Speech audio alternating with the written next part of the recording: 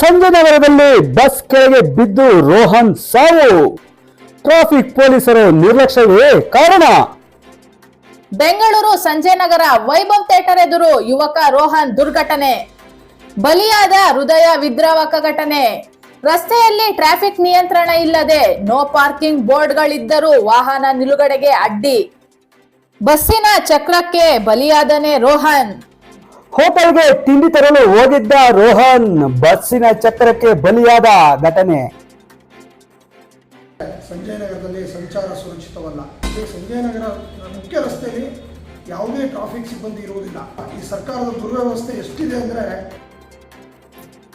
ಮರಗಳ ನಿರ್ವಹಣೆ ಮಾಡಬೇಕಿದ್ದ ಅರಣ್ಯ ಇಲಾಖೆ ನಿರ್ಲಕ್ಷ್ಯವೇ ಸಾವಿಗೆ ಕಾರಣ. ಜನರ ಸುರಕ್ಷತೆಯ ಕಡೆಗೆ ಗಮನ ಹರಿಸದ ಟ್ರಾಫಿಕ್ ಪೊಲೀಸರೇ ಇದಕ್ಕೆ ಕಾರಣ. ಬಿಎಂಟಿಸಿ ಬಸ್ ಚಾಲಕನ ನಿಯಂತ್ರಣ ತಪ್ಪಿದ್ದೇ ರೋಹನ್ ಸಾವಿಗೆ ಕಾರಣ ತಿಳಿಯುತ್ತಿಲ್ಲ. ಇವೆಲ್ಲವನ್ನು ಜನತೆ ಪ್ರಶ್ನೆ ಮಾಡುತ್ತಿದ್ದಾರೆ.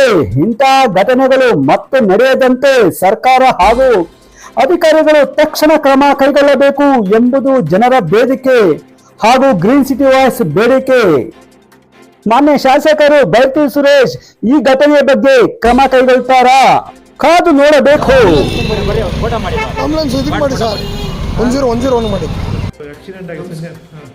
ನಮಸ್ಕಾರ. ಇಂದು Sanjayanagar main road Vaibhav theatre ಮುಂದೆ ಒಂದು ಭೀಕರ ಅಪಘಾತ ಆಗಿದೆ. ಅಪಘಾತದಲ್ಲಿ ಇಬ್ಬರು ಒಂದೇ ಸ್ಪಾಟಲ್ಲಿ ಸತ್ತಿದ್ದಾರೆ. ಕಾರಣ ಇಷ್ಟೇ, ಬಸ್ಸಿನ ವೀಲ್ ಕೆಳಗೆ ತಲೆ ಹೋಗಿದೆ. ಹೆಲ್ಮೆಟ್ ಹಾಕಿದ್ದಾರೆ, ಎಲ್ಲ ಮಾಡಿದ್ದಾರೆ, ಆದರೆ ಸಾವು ಸ್ಪಾಟಲ್ಲಾಗಿದೆ. ಏನು ಅಂದರೆ, ಸಂಜಯನಗರದಲ್ಲಿ ಸಂಚಾರ ಸುರಕ್ಷಿತವಲ್ಲ. ಕಾರಣ ಸಂಜಯನಗರ ಸ್ಟೇಷನ್ ಅಂತ ಆಗಿದೆ ಅಷ್ಟೇ. ಸಂಜಯನಗರ ಸ್ಟೇಷನ್ ಲಿಮಿಟಲ್ಲಿ ಸಂಚಾರಿ ಠಾಣೆ ಅಂತ ಆಗಿ ಈಗ 3 ತಿಂಗಳಾಯಿತು. 3 ತಿಂಗಳಲ್ಲಿ ಸಂಜಯನಗರ ಮುಖ್ಯ ರಸ್ತೆಯಲ್ಲಿ ಯಾವುದೇ ಟ್ರಾಫಿಕ್ ಸಿಬ್ಬಂದಿ ಇರುವುದಿಲ್ಲ. ಹೋಗಿ ಕೇಳಿದಾಗ ಇದ್ದಾರೆ, ಅಲ್ಲೋಗಿದ್ದಾರೆ, ಇಲ್ಲೋಗಿದ್ದಾರೆ ಸಿಗ್ತಾರೆ, ಅದಕ್ಕೆ ಯಾರು ಇರೋದಿಲ್ಲ. ಆಮೇಲೆ 2 ಕಡೆ ಪಾರ್ಕಿಂಗ್ ಈ ಪಾರ್ಕಿಂಗ್ ಅವ್ಯವಸ್ಥೆಯಿಂದ ಈ ರಸ್ತೆ ಚಿಕ್ಕದಾಗುತ್ತೆ. ಆ ರಸ್ತೆ ಚಿಕ್ಕದಾದಾಗ ಫಸ್ಟ್ನವರು ಆ ಕಡೆ ಈ ಕಡೆ ಲೆಫ್ಟ್ ರೈಟ್ ಹೇಳಿದಾಗ ಈ ರೀತಿ ಒಂದು ದುರಂತ ಸಂಭವಿಸಿದೆ. ಅದರಂತೆ ರಸ್ತೆಗೆ ಚಾಚಿದಂಥ ಮರ, ಆ ಮರದ ಒಂದು ಮೇಲೆ ಬಸ್ಸಿಗೆ ಹೊಡಿತದೆ ಅಂತೇಳಿ ಬಸ್ನವ್ರು ರೈಟ್ ಹೇಳಿರ್ತಾರೆ.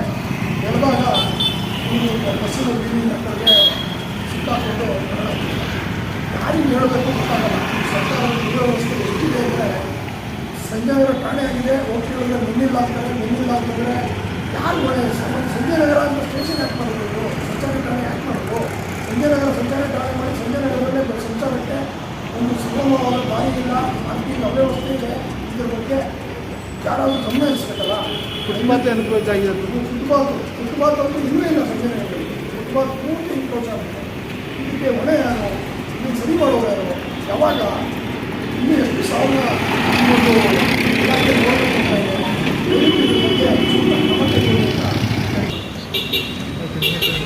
SS ಪಾಟೀಲ್.